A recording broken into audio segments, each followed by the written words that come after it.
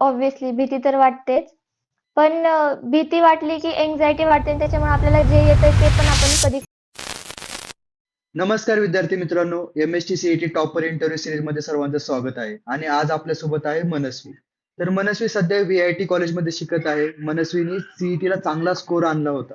Right. तर मनस्वी तुझ्याबद्दल थोडं सांगशील की तुला सीईटी मध्ये किती पर्सेंटाइल होते? तू आता कोणत्या कॉलेजमध्ये आहेस?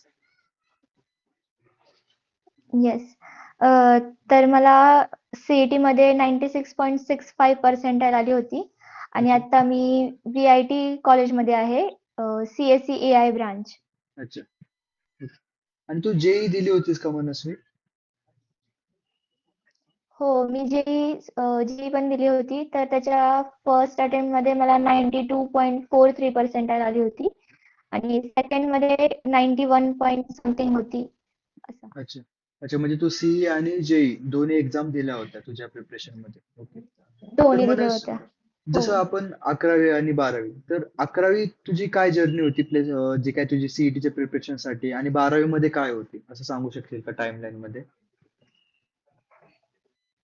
हो. तर 10th नंतर डायरेक्टली 11th मध्ये आल्यावर थोडा पोर्शन पण एकदम हेवी होता आणि एम-एस-टी, सी-ई-टी सारख्या एक्झामसाठी आपल्याला थेरॉटिकल हे चालत नाही. तर त्याच्यामध्ये रोज क्वेश्चन सॉल्व्ह करायचं आणि मंथली टेस्ट द्यायचं असं असं म्हणजे करत होते मी.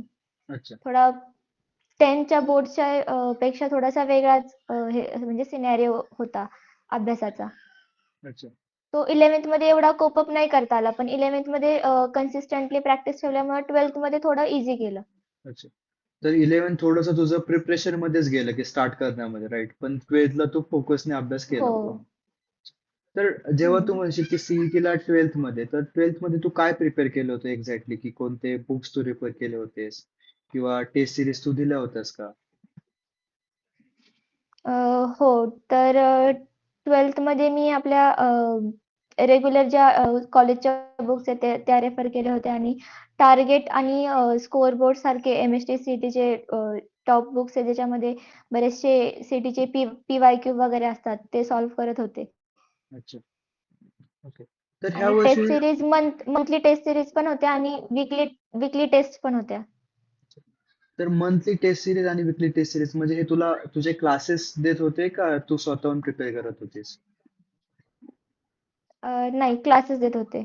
अच्छा, तू क्लासेस जॉईन केले तर तिथे तुझ्या विकली आणि मंथली टेस्ट सिरीज व्हायच्या. ओके. तर मनस्वी हं. ह्या वर्षी जे 26 चे ऍस्पिरंट आहेत सीईटीचे, तर त्यांना 2 अटेम्प्ट आहेत, जसे जेईला 2 अटेम्प्ट असतात. तर पहिला अटेम्प्ट जो आहे तो 5 दिवसांनी आहे पुढच्या, आणि दुसऱ्या अटेम्प्टला जवळपास 30 ते 40 दिवस आहेत.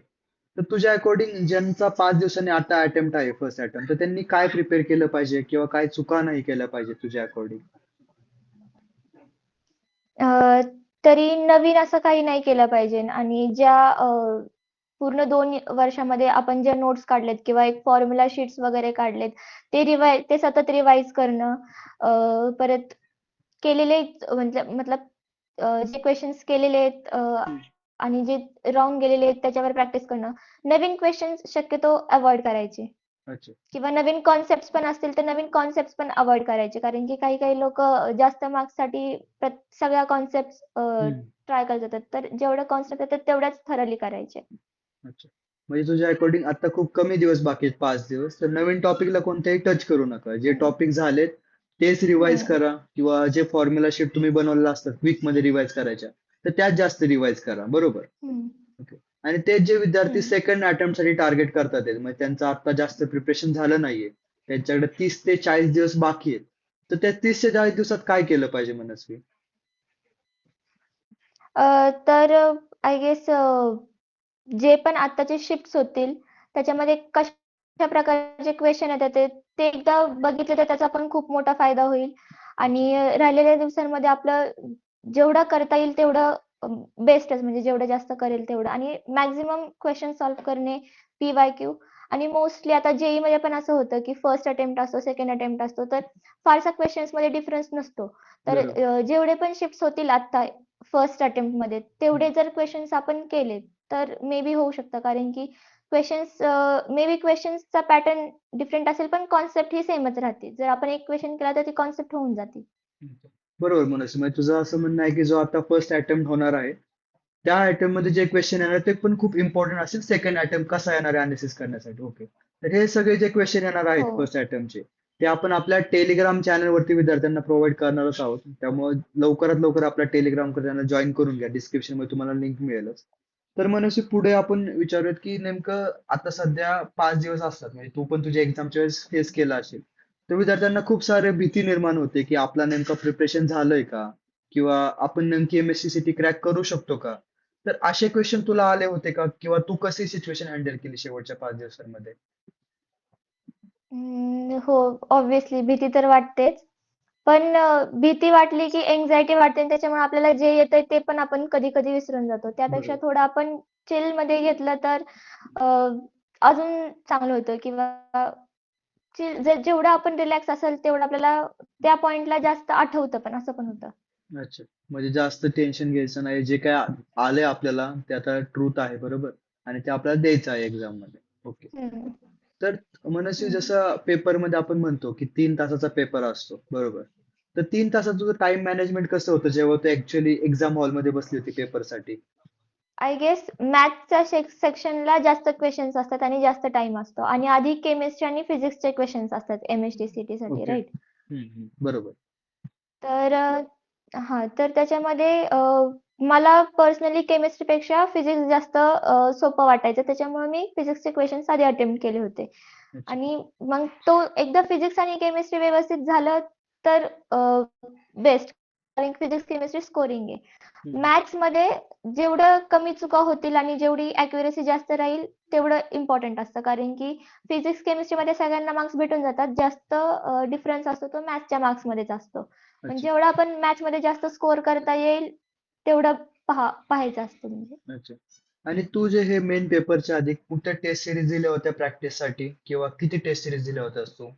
हां, मॉक टेस्ट मी रोज देत होते. अच्छा. पेपरच्या आधी. एक्झामच्या आधी रोज मॉक टेस्ट एक तरी. हां. अच्छा, हां म्हणजे आणि तू एक त्याच्यानंतर तरी. एनालिसिस. अच्छा. तर मग जेव्हा आपण मॉक टेस्ट देतो, बरोबर, 3 तास आपण मॉक टेस्ट देत असतो, तर त्या मॉक टेस्ट नंतर तू त्या पेपरचं हं. अनालिसिस कसं करत होतीस, म्हणजे नेमकं किती प्रश्न चुकलेत, काय बरोबर आलेत? हो. तर एक म्हणजे आपण मॉक टेस्ट दिली तर ते डिपेंड करतं. जर आपण ऑफलाईन देतोय तर ऑफलाईन पेपर आपल्याला भेटतो आणि त्याच्यानंतर आपण पूर्ण पेपर चेक करू शकतो. पण जर ऑनलाईन देत असेल तर एकदम बेस्ट होतं कारण की आपल्याला कुठले क्वेश्चन चुकीचे गेलेत आणि कॉन्सेप्ट मतलब कोणचे बरोबर गेलेत ते आपल्याला कळून येतं. तर मग मोस्टली जे चुकीचे चुकीचे गेलेत म्हणजे एक तर असतात अनअटेम्प्टेड ते हम्म. आपण लास्ट बघायचे. पण जे चुकलेत त्याच्यामध्ये आपल्याला काय चुकलेत ते बघणं आणि ते रिकव्हर करणं जास्त इम्पॉर्टंट आहे.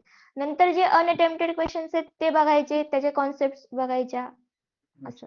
म्हणजे जेवढं आपण 3 तासात एफर्ट देतोय टेस्ट सिरीज द्यायला, तेवढेच एफर्ट्स आपल्याला महत्वाचे आहेत की टेस्ट सिरीज अनालिसिस करायला, बरोबर. आणि अनालिसिस साठी तू म्हणते हो. की पहिल्यांदा जे अटेम्प्ट केलेत आणि त्यातले चुकलेत ते पहिले बघा की नेमके कोणत्या टॉपिक मध्ये आहेत, बरोबर.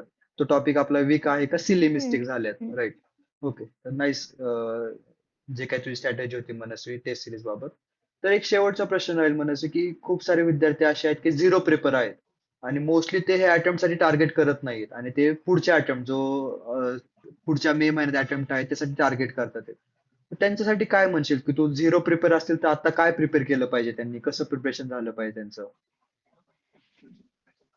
झिरो प्रिपरेशन असेल तर जो आपण जसं आपण 12च्या बोर्डसाठी अभ्यास करतो, तसा जरी आपण केला आत्ता, तरी खूप फरक पडतो. कारण की MST-CETमध्ये बोर्ड्स म्हणजे बोर्ड्सचे जर कॉन्सेप्ट्स आपल्या बऱ्याचशा क्लिअर असतील, तर केमिस्ट्रीमध्ये आपण खूप जास्त स्कोर करू शकतो. बरोबर. मॅथ्समध्ये मॅथ्समध्ये सॉल्व्हिंग असते. बोर्ड्सच्या एक्झाममध्ये पण आपल्याला मॅथ्समध्ये सॉल्व्हिंग करायलाच लागते. तर हम्म. ते दोन्ही म्हणजे बोर्ड्समध्ये पण आपल्याला न्यूमेरिकल्स आणि हे सॉल्व्ह करायलाच लागतात. तसंच हम्म. आपल्याला इथं पण करायलाच लागणार आहेत. फक्त एक एक डिफरन्स राहील फ्रिक्वेन्सीमध्ये. जे लोकांनी प्रिपेअर केले त्यांची क्वेश्चन सॉल्व्ह करायची फ्रिक्वेन्सी जास्त राहील. पण आपलं जे बोर्डसाठी प्रिपेअर करतो तिथं आपल्याला थिअरॉटिकल जास्त नॉलेज आपण घ्यायचा प्रयत्न करेल. तर मग थिअरॉटिकल मार्क्स तर भेटूनच जातील ना. अच्छा. मेन म्हणजे मोटिव्ह तर मार्क्स आहे. बरोबर. तर मनसे तुझं म्हणणं आहे की जे आता झिरो प्रिपेअर आहेत, तर त्यांनी जे काही बोर्ड साठी प्रिपेअर केलं होतं, बरोबर, केमिस्ट्री साठी, फिजिक्स साठी, तर तेच प्रॉपरली रिवाइज करायचं आहे आणि त्याच्यावरती काही MCQ सॉल्व्ह करायचे आहेत, जेणेकरून त्यांना तो CET ला बेनिफिट मिळेल. बरोबर आहे की जो काही सीईटीचा आपला सिलेबस हम्म. असतो जर तुम्ही बघितला असेल तर पूर्णपणे जो काही आपला एचएससी बोर्डचा सिलेबस आहे तिथूनच तुम्हाला क्वेश्चन बघायला मिळणार आहे. तर ते जर तुम्ही व्यवस्थित प्रिपेअर केलं असेल तर तुम्हाला बरोबर बेनिफिट बघायला मिळणार आहे सीईटी मध्ये. ओके, चालेल मनस्वी. तर मनस्वी तुला एक लास्ट काय कमेंट असेल विद्यार्थ्यांसाठी की जे आता 26 चे ऍस्पिरंट आहेत किंवा जे तुझे ज्युनियर असणार आहेत फ्युचरमध्ये व्हीआयटी कॉलेजचे किंवा एनी इंजिनिअरिंग कॉलेजचे, तर त्यांना काय सांगशील की तुझं फर्स्ट इयर कसं होतं आणि आता त्यांनी काय केलं पाहिजे, बरोबर?